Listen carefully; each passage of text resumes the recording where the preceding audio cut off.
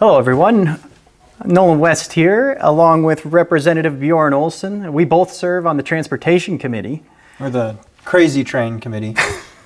Crazy Train Committee, you would not believe. So we're here to tell you what's going on in the Transportation Committee so far this year, and also talk about some of the crazy train stuff that went on last year. Yeah, so, Nolan, today we had a conversation about numerous train legislation, one in which would have limited the length of trains in the state of Minnesota, forcing companies, nationwide companies, to stop before they get to Minnesota, break their train in half, and then get 2 trains to bring it across the state of Minnesota. It would have been an absolute hamper when it comes to the transportation of goods across the state of Minnesota. We talked about limiting hours of individuals, saying you do not have the ability to work. Should you choose to work these extra hours, you can't. It's a mandate on workers in the state of Minnesota. We had a lot of conversation today just about trains in general and how we can help limit the ability of companies to make their own decisions on what is safe, on how to best regulate their tracks, and how best to keep the environment and individuals safe. That was a really interesting one. $90 million is what they were mandating companies across the state of Minnesota to spend on emergency monitoring gear, which is a good thing. We like emergency monitoring gear. And they already do use it. And they already do use it, but the limit, the mileage that was going to be the requirement would have been absolutely so arduous that, you always know that a bill is a crazy bill when the bigwigs with the nice silk ties and the really nice slicked over hair show up to say, I'm the general attorney for the entire company that crosses this entire nation. When a company is willing to bring that kind of ammunition to the battlefield, it's a crazy bill, and it's not good for the state of Minnesota. And it's going to be expensive for you and for them. It's like when you increase transportation costs, you increase the cost of everything. Literally everything. Because generally, if you're buying something, it had to get there somehow.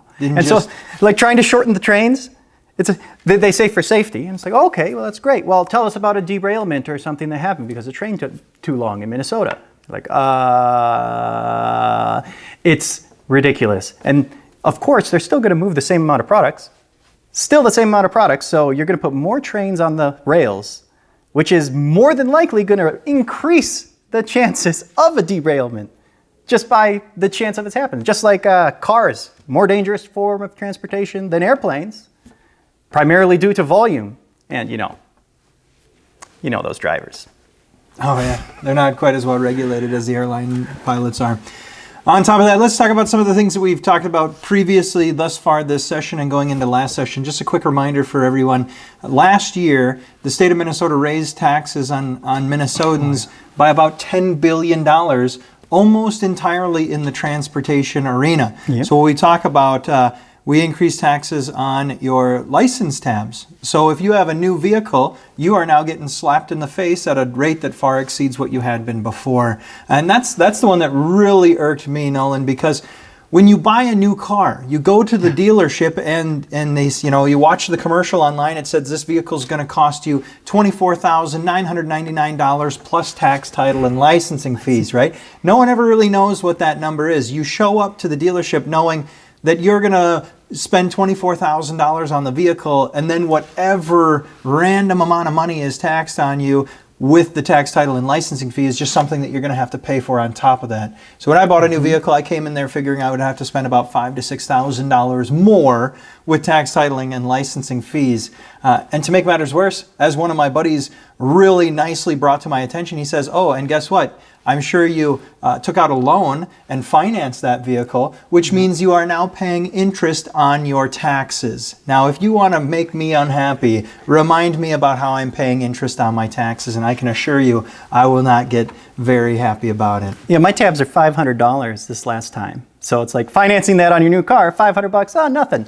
After, say, a 5-year car payment, just your tabs are going to cost you an extra $200 $250. But wait, Nolan, there's more. Whoa, there's more. Yeah, not only did we raise your tab fees, we also increased the motor vehicle sales tax on top of it. So you used to be paying 6.5%. Now you're paying 6.875%, which is the Minnesota state sales tax. They had to bring it in line with all other goods because it wouldn't have been right. Fun thing about the sales tax, Minneapolis now has a higher sales tax than San Francisco.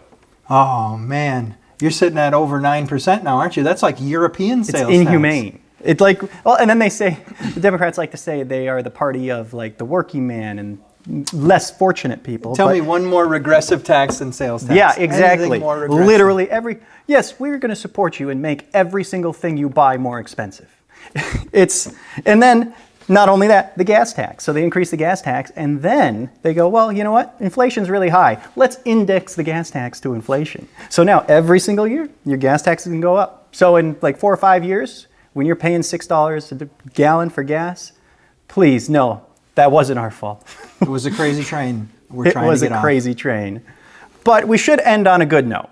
And we did have one interesting bill. Oh yeah, that was last week. Good old Representative John Petersburg had a bill about flying cars. And I, for one, would never stand between my constituents and the future of flying cars. We've promised you this for forever.